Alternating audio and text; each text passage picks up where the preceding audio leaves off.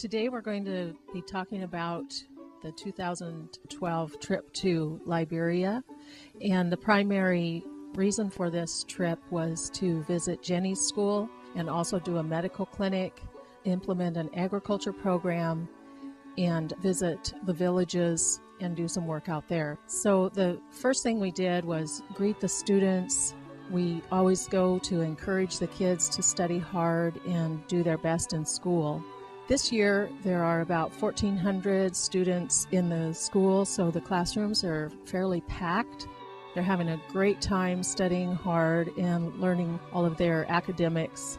We have several students who will be taking the government exams this year. For that, they need special classes where they attend and a teacher helps them to prepare for the government exams, which are pretty tough. And we've had super success in the past with the rates being very high on the students that pass the government exams from Jenny's school. We also have a quizzing team. Last year, the quizzing team competed against all the other schools in the area and beat them all out. And so we're really, really proud of our kids for their academic success. But along with the academic success comes learning spiritual principles. And being a private Christian school, Jenny's school really tries to zone in on that aspect of the students' lives. Jefferson Baptist School of Ministry, the Great Commandment School here, sent a wonderful project that they prepared. So I presented that package to our Bible teachers at the school, and they were very excited and looking forward to implementing that in their classes. We have 49 staff at Jenny's school to teach, feed, nurse, take care of the 1,400 students. In this group of wonderful teachers, we have a small group that have been with us for years and years. They started out as volunteers in 2005 and have stuck with us for all this time, and we're really appreciative of them. And we have a lot of new teachers. Some of the new teachers are now going on to college to finish their certificates. One of the most fun experiences you'll ever have is riding on a bus full of students and soccer players going to a soccer match. Jenny's school team made it to the finals in their league, and so we bussed 2 busloads of kids and the team there. They won the match, and it was just absolutely wonderful. Saw Joseph is now a representative, and so he was one of the dignitaries that came to congratulate our team. One of the major focuses of our ministry in Liberia is to equip. And this trip, we were able to make an expedition out to an area far from Jenny's school where one of our friends has started a little church. His name is Daniel Lloyd, and he started a little tiny church. So we went there to do a workshop for their women, and it was a great time. We had women that were invited from other churches that also attended, and we had a wonderful time of learning together and praising the Lord. My name is Robert Bruce Williams. I'm supposed to talk about the school at Baba Lashu. Let me start out by saying in Liberia there is no free school like there is here in the United States. If the parents cannot afford school fees, kids go without an education, so there's a lot of illiteracy there with children as well as adults. While in Baba Lashu, there's a great need for school. People there make their living by planting gardens and living off the land, so we are trying to provide them with spiritual food and maybe also a meal so they may have energy to get home after school. We had a medical team come on the 2 Saturdays we were there. The kids are great in Liberia. Everywhere you go, there is kids holding your hands. Hi, I'm Dr. Julie Gilbert, and I would like to share what Jesus accomplished through your prayers during the outreach that we had in Liberia this past January. First of all, we ran a clinic for 9 days with 3 providers, myself and 2 other nurses. In that short time, we saw over 1,282 people, not including all the dressing changes and the wounds that were treated. Through your prayers, God gave us supernatural strength. The last day, we went out to a more rural place, and we saw over 100 people. That was really a work of God there to sustain our energy and strength to see that many people. Jesus built unity in our team, and we all worked very well together as a team. There was one of the nurses admitted that she was a little afraid to work with a doctor because she's used to working on her own, and she was not sure how she would work with me. Obviously, the Lord worked that out because we worked very well together, and she actually had a lot of skills that I didn't have, and vice versa.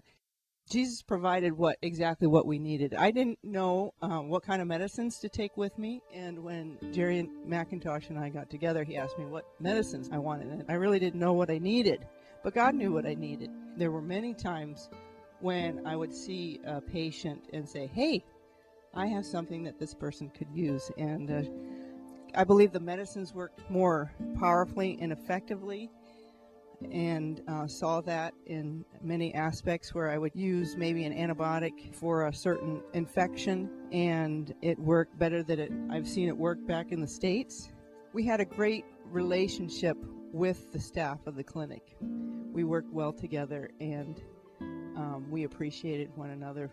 I commandeered several different people to do things that they hadn't done before. I asked Jenny to be our pharmacist, and she was an excellent pharmacist. Had even Matt Cook keep some records, and he did a great job of transcribing records. Even Bob, I lassoed him into cleaning a little kid's wounds and counting some medicines as well. So everyone worked together, and we all did hard work and long work, but it was a great work.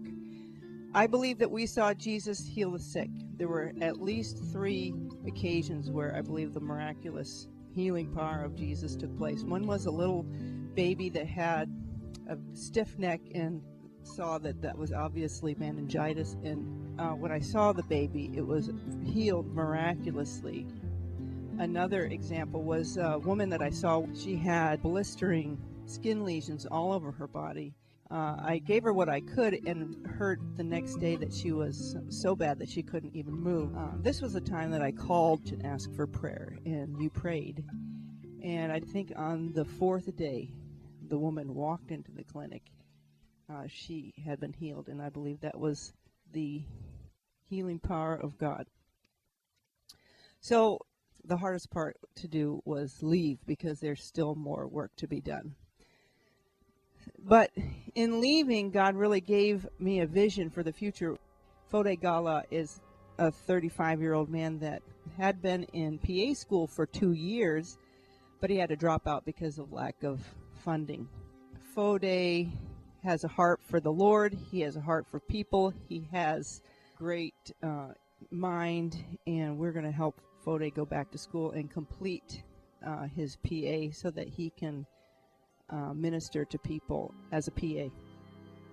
The other thing I have been thinking about is partnering with Jenny's school and finding students who have an aptitude for math and science and a desire to go into medicine, and then forming a scholarship fund to help them go from graduating from Jenny's school and then furthering their education and then furthering this work. Hello, I'm Matthew Cook, 4th generation farmer, and I'm also a missionary to Liberia, Africa. I went to Liberia, Africa, to Jenny's school. While I was there, the goal was to start an agricultural education program at Jenny's school, which we were able to start successfully. I took a curriculum that was given to us through the University of Liberia, and we are currently using these curriculums to teach the students about agriculture, basic agriculture, in a 4-year program which will prepare them to go into the University of Liberia for agriculture and eventually start their own farm to provide food for Jenny's school.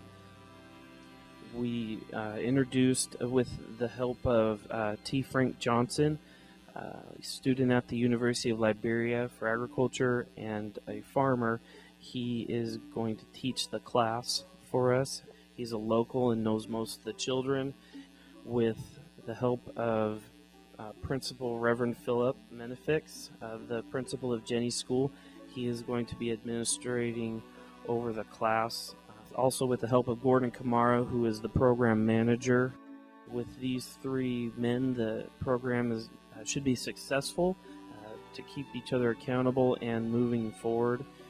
We all went to the University of Liberia, spoke to the Dean of Agriculture there and some professors, and shared with them the program. They were very impressed and pleased with it and showed optimism about future and the possibility of earning college credits through this program.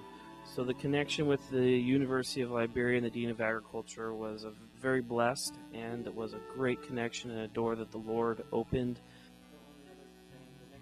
At Jenny's School, where we have started an agriculture education program, we started a garden at the school, behind the school, where we brought in bags of fertile soil from the bush and had the 50 students who were involved plant seeds in each of the bags, and currently they're all growing and producing.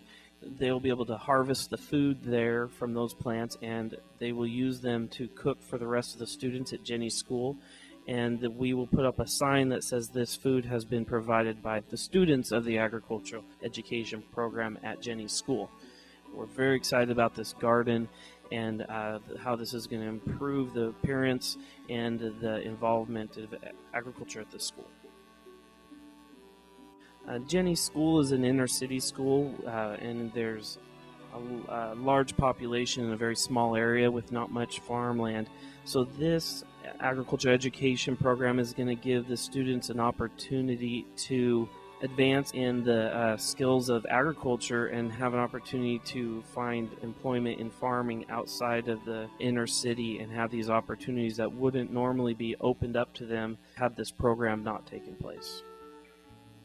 Great things are happening over there. People are being encouraged, and the many prayers that went up while we were over there were very evident.